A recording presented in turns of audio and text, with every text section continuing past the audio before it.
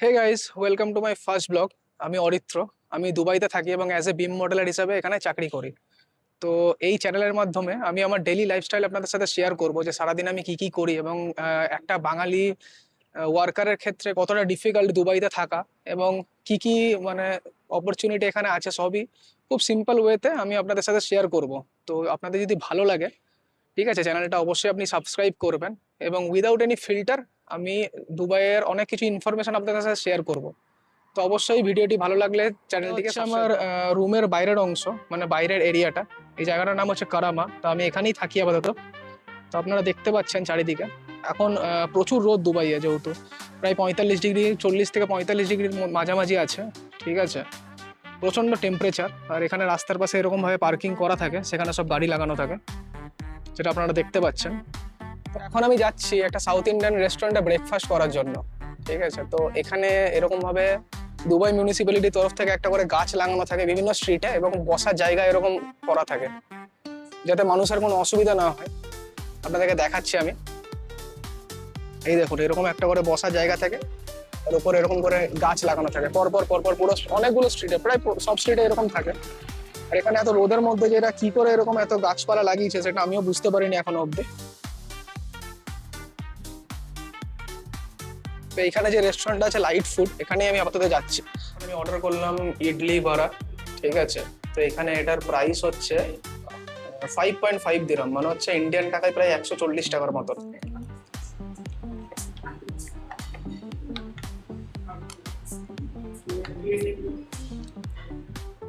তো ব্রেকফাস্ট করার পর এখন আমি যাচ্ছি রুমে রান্না করতে। তো আমি আপনাদের সাথে শেয়ার করব যে এখানে আমি কেমন ভাবে রান্না করি। ঠিক আছে, নর্মালি বেসিক্যালি আমি এখানে রান্নাই করি।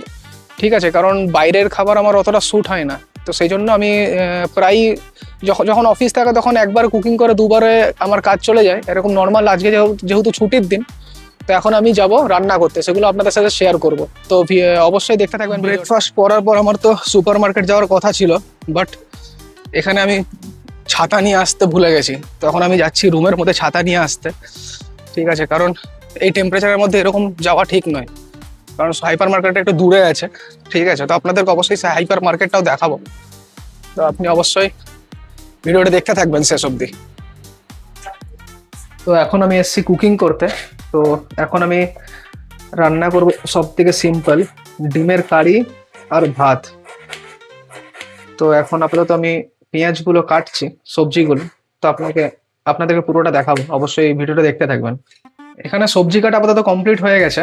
ঠিক আছে, আপনারা দেখতে পাচ্ছেন। এবং আলু আর ডিমটাকে আমি আগেই বয়েল করে রেখেছিলাম।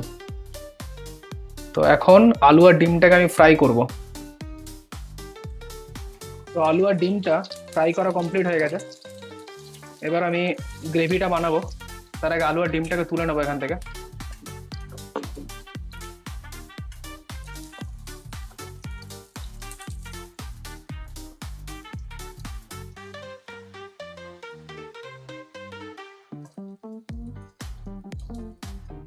গ্রেভিটা বানানোর আগে কয়েকটা গোটা মশলা দেবো তেলের মধ্যে। প্রথমে দেবো কয়েকটা গোটা মশলা। তেল এখন গরমই আছে।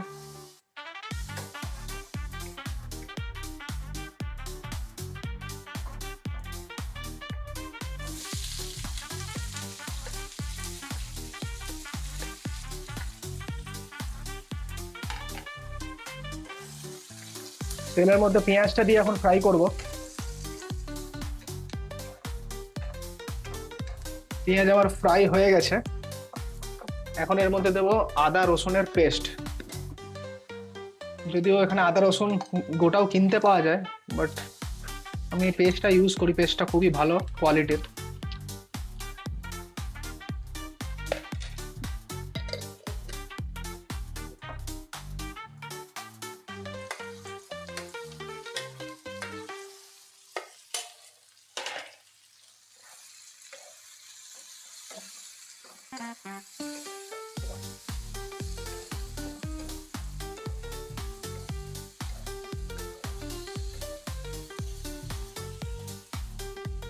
এবার এর মধ্যে দেবো মশলা, নুন, হলুদ এবং আলাদা যা যা মশলা লাগবে সেই মশলাগুলো এখানে দেবো।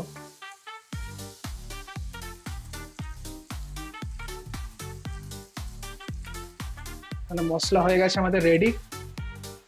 এবার ডিম আর আলুটা দিয়ে দেবো।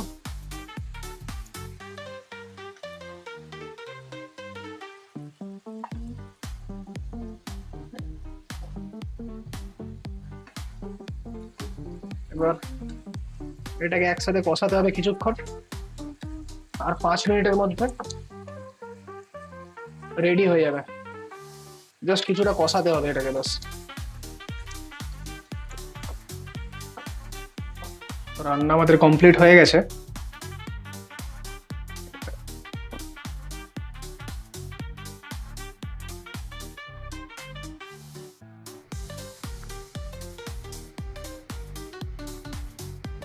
তো আজকের মতন ভিডিওটা এখানেই শেষ করলাম।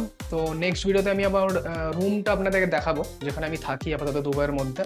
তো ভিডিওটি ভালো লাগলে অবশ্যই লাইক করবেন, এবং এরকম ভিডিও আরও দেখতে হলে সাবস্ক্রাইব করবেন চ্যানেলটা।